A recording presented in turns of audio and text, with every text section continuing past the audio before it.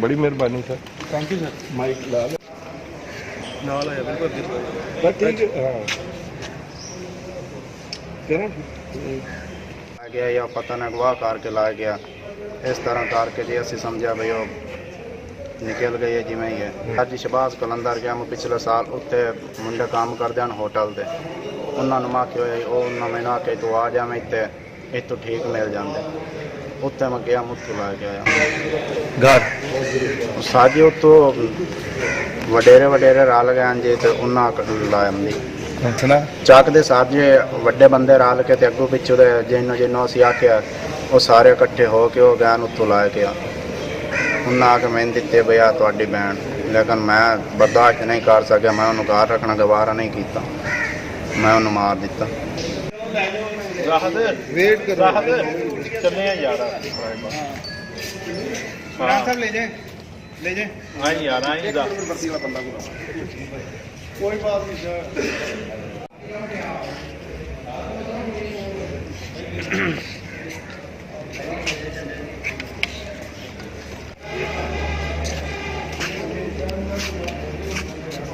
Light कम हो जाएगी, ले जाओ यार इमरान साहब ले जाए अंदर।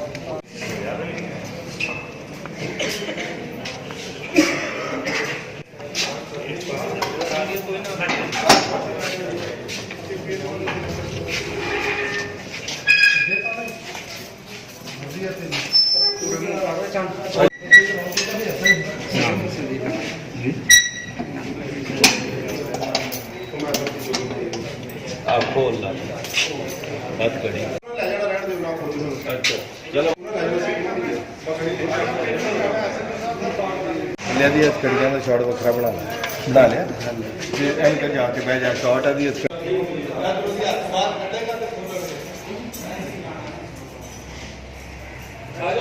मुझे कॉल मौसूल हुई है, वहाँ के लोगों ने एक आदमी ने कॉल की है, तो इधर से हम गए वहाँ पे, तो मौका पे जो है ये कत्ल कर दिया गया था। इसको सर में गोलियां लगी हुई थी, 30 बोर पिस्टल के साथ इसको कत्ल किया गया, दोनों घुटनों में भी फायर लगे। तो वहाँ पे हमने इस लाश को उठाया, तो उठा के इसको पोस्टमार्टम करवा के और उसके बाद जो है हमने उसके खिलाफ मुकदमा दर्ज कर दिया। मुलजिम का ये मौका है कि उसने गैरत के नाम पे अपनी बहन को उसने कत्ल किया है। चूँकि ये उसकी सिस्टर जो है वो 5-6 महीने पहले मुनीम अब्बास के साथ जो है वो भाग गई थी, और वहाँ पे उसके 164 के बयानात भी हुए, तो FIR भी दर्ज थी, वो भी मुकदमा हमने खारिज कर दिया। तो गैरत के नाम पे उसने ये कत्ल किया। तो उसकी जो वालदा है मोहम्मद हसनैन की, वो इसमें मुद्दई है, लेकिन हमने ये 311 ते पे वो इसमें आज़ाद कर दिया है। अगर उसकी वालदा जो है वो बयान भी दे दे कि मैंने सुलह कर ली है, तब भी ये नहीं छूट सकेगा, उसको सज़ा मिलेगी।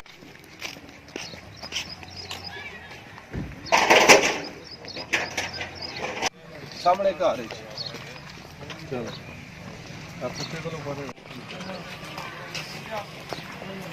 ठीक है अल्लाह और कुछ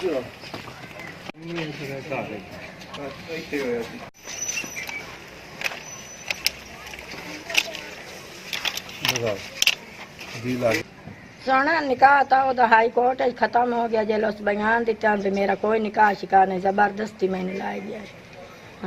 हाँ जी गैरत है जाके ते उन्होंने गिरा मार छोड़े। नहीं कोई गलबात थोड़े नाल जिस दिहाड़े वापस आई है पंचायत लैके आई उसने वापस को आके गलबात की उस अपनी मां दे नाल कोई नहीं गलबात ये है जो सारा भी गलबात है या जिमें ही उस कीती रखी है ते उन्हें गिरा मार छोड़े। बस ठीक है सर भाई। बेबे मुंडा ठीक ही था तेरे गलत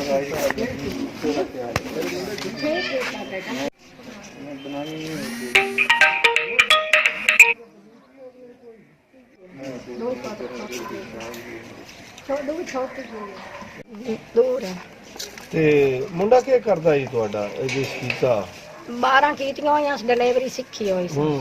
हाँ बहनी हाँ चोर टाकू जाए गंदे इश्तिहारी जाए ते उस बस मोटी ने कुत्ते बैठे वाट ले उसकी दो न की दूसरा इल्म ही ना ही लगा وہ سان جی میں علم لگا سلائے لے جی میں آپ دے